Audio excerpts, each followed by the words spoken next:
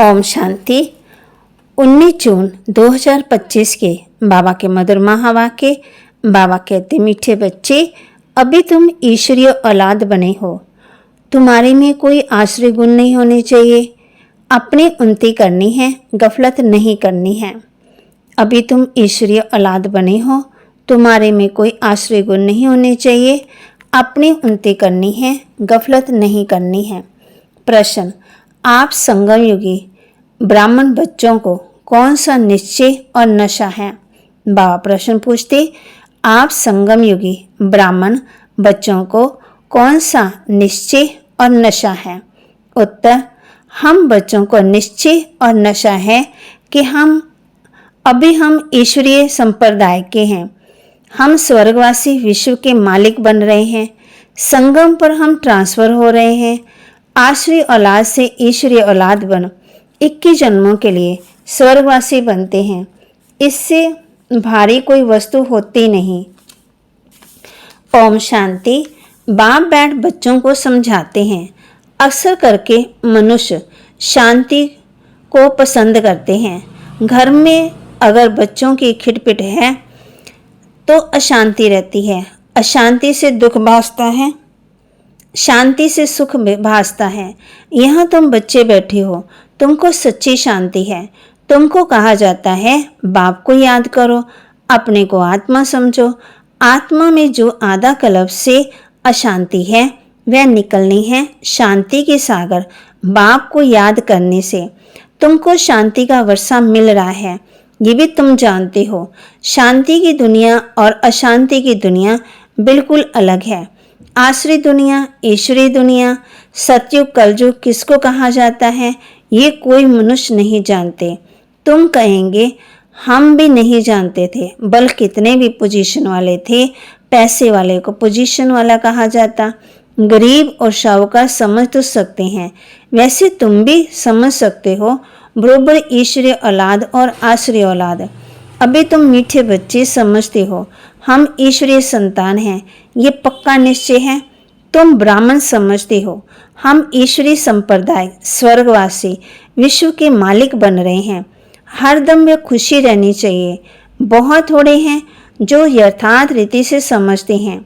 सतयुग में ईश्वरीय संप्रदाय, कलयुग में आश्रय संप्रदाय, पुरुषोत्तम संगम युग पर आश्रय संप्रदाय बदली होती है। अभी हम शिव बाबा की औलाद बने हैं, बीच में भूल गए थे। अभी फिर इस समय जाना है कि हम शिव बाबा की संतान हैं। वहाँ सतयुग में कोई अपने को ईश्वरीय औलाद नहीं कहलाते, वहाँ है दैवी औलाद। इनके पहले हम आश्रय औलाद थे, अभी ईश्वरीय औलाद बने हैं। हम ब्राह्मण बी के हैं, रचना और एक बाप की। तुम सब भाई बहन हो और ईश्वरीय औलाद हो। तुम जानते हो बाबा से राज्य मिल रहा है। भविष्य में जाकर हम दैवी स्वराज्य पाएंगे, सुखी होंगे। बरोबर सतयुग में सुख का दाम, कलयुग में है दुख दाम। ये सब तुम संगम युगी ब्राह्मण जानते हो। आत्मा ही ईश्वरीय औलाद है, ये भी जानते हो। बाबा स्वर्ग की स्थापना कर रहे हैं। वह रास्ता है ना, नरक का क्रिएटर तो नहीं है।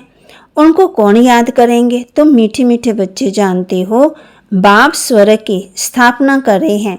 वह हमारा बहुत मीठा बाप है। हमको 21 जन्मों के लिए स्वर्गवासी बनाते हैं। इससे भारी वस्तु कोई होती नहीं, ये समझ रखनी चाहिए। हम ईश्वरीय औलाद हैं तो हमारे में कोई आश्रय अवगुण नहीं होना चाहिए। अपनी उन्नति करनी है, समय थोड़ा बाकी है, इसमें गफलत नहीं करनी चाहिए। भूल ना जाओ, देखते हो बाप सम्मुख बैठा है, जिनकी हम औलाद हैं। हम ईश्वरीय बाप से पढ़ रहे हैं दैवी औलाद बनने के लिए, तो कितनी खुशी होनी चाहिए।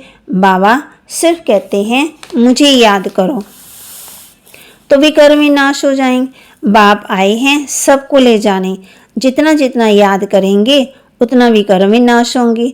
अज्ञान में जैसे कन्या की सगाई होती है तो याद बिल्कुल छप जाती है। बच्चा पैदा हुआ और याद छप जाती है। ये याद तो स्वर्ग में भी छप जाती है, नरक में भी छप जाती है। बच्चा कहेगा ये हमारा बाप है। अब ये तो है बेहद का बाप, जिससे स्वर्ग का वर्षा मिलता है, तो उनकी याद छप जानी चाहिए। बाप से हम भविष्य 21 जन्मों का फिर से वर्षा ले रहे हैं। बुद्धि में वर्षा ही याद है। ये भी जानते हो मरना तो सबको है, एक भी रहने का नहीं है। जो भी बाबा कहते डियरेस्ट है, डियरेस्ट प्यारा से प्यारा है, सब चले जाएंगे। ये से तुम ब्राह्मण ही जानते हो कि ये पुरानी दुनिया अब गई के गई। उसके जाने से पहले पूरा पुरुषार्थ करना है। जबकि ईश्वरीय औलाद है तो अथाह खुशी होनी चाहिए। बाप कहते हैं बच्चे अपना जीवन हीरे जैसा बनाओ। वह है ड्यूटी वर्ड, यह है डेविल्ड वर्ड। सत्युग में कितना अथाह सुख रहता है, वह बाप ही देते हैं। यहाँ तुम बाप के पास आए हो। यहाँ बैठ तो नहीं जाएंगे, ऐसे तो नहीं कि सब इकट्ठे रहेंगे, क्योंकि बेहद के बच्चे हैं। यहाँ तुम बहुत उमंग से आते हो। हम जाते हैं बेहद के बाप के पास। हम ईश्वरीय औलाद हैं, गॉड फादर के बच्चे, तो हम क्यों ना स्वर्ग में होने चाहिए। गॉड फादर तो स्वर्ग रचते हैं। अब तुम्हारी बुद्धि में है सारे वर्ल्ड की हिस्ट्री ज्योग्राफी है। जानते हो हेवनली गॉड फादर हमको हेवन के लायक बना रहे हैं। कलब कलब बात बनाते हैं। एक भी मनुष्य नहीं जिसको ये पता हो कि हम एक्टर हैं, गॉड फादर के बच्चे हैं। फिर हम दुखी क्यों हैं, आपस में लड़ते क्यों हैं। हम आत्मा सब भाई भाई है ना। भाई भाई आपस में कैसे लड़ सकते, लड़कर ख़त्म हो जाएंगे। यहाँ हम बाप से वर्षा ले रहे हैं। बाप कहते हैं ब्रदर्स को आपस में कभी भी लून पानी नहीं होना चाहिए। यहाँ तो बाप से भी लून पानी होते। अच्छे अच्छे बच्चे फूल लून पानी हो जाते हैं। माया कितनी ज़बरदस्त है। जो अच्छे अच्छे बच्चे हैं वह बाप को याद तो पड़ते हैं। बाप का कितना लव है बच्चों पर। बाप को तो सिवाय बच्चों के और कोई तो है ही नहीं जिसको याद करें। तुम्हारे लिए तो बहुत है। तुम्हारी बुद्धि इधर उधर जाती है, धंधे आदि में भी बुद्धि जाती है। हमारे लिए तो कोई धंधा आदि भी नहीं है। तुम अनेक बच्चों ने अनेक धंधे हैं, हमारा तो एक ही धंधा है। हम आए हैं बच्चों को स्वर्ग का वारिस बनाने। बेहद के बाप की प्रॉपर्टी से तुम बच्चे हो। गॉड फादर है ना, सभी आत्माएं उनकी प्रॉपर्टी है।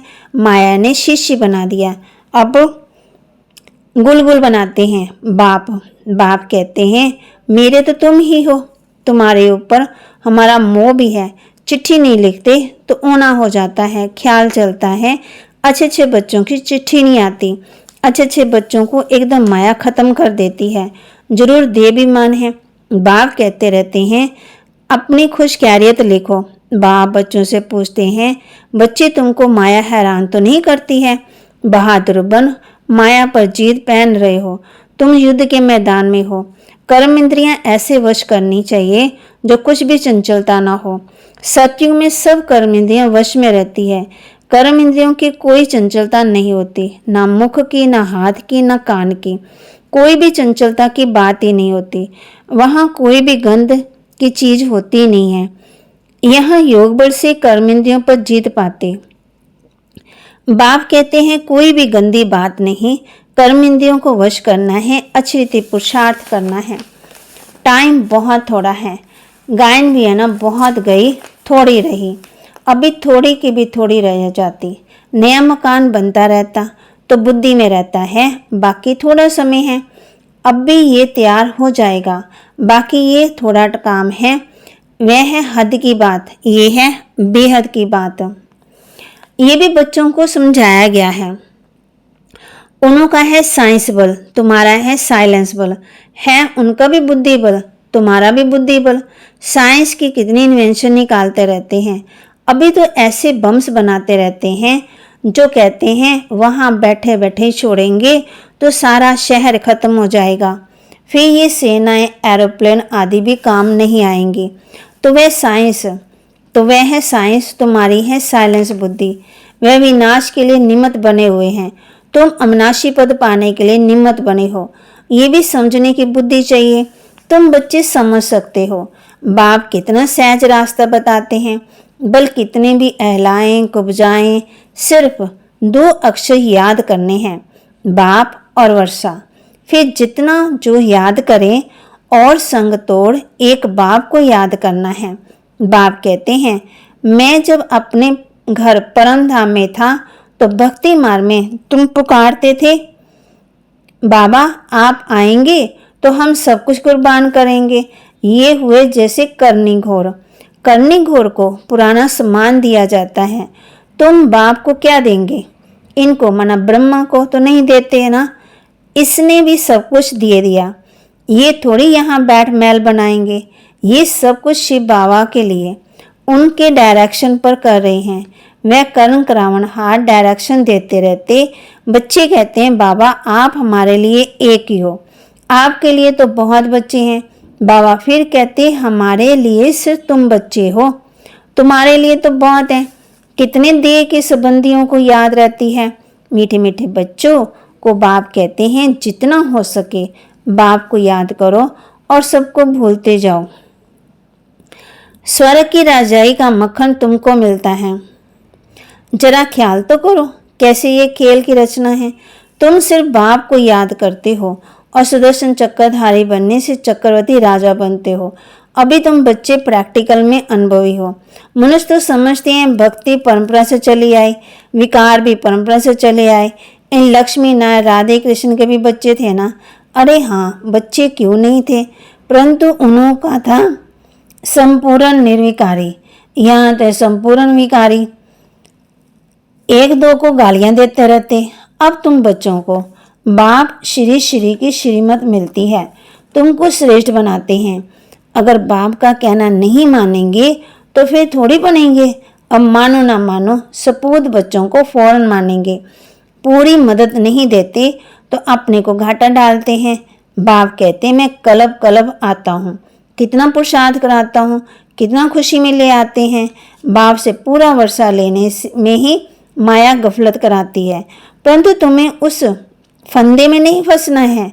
माया से ही लड़ाई होती है। बहुत बड़े बड़े तूफान आएंगे, बाप कहते हैं, उसमें भी वारसों पर जास्ती माया वार करेगी। रुस्तम से रुस्तम होकर लड़ेगी। कैसे जैसे वैद्य दवाई देते हैं तो बीमारी सारी बाहर निकल जाती है। यहाँ भी मेरे बनेंगे तो फिर सबकी याद आने लग पड़ेगी। तूफान आएंगे, इसमें लाइन क्लियर चाहिए। हम पहले पवित्र थे, फिर आधा कलप अपवित्र बने, और फिर वापस जाना है। बाप कहते हैं, मुझे याद करो तो इस योग अग्नि से तुम्हारे विकार विनाश होंगे। जितना याद करेंगे उतना ऊंच पद पाएंगे।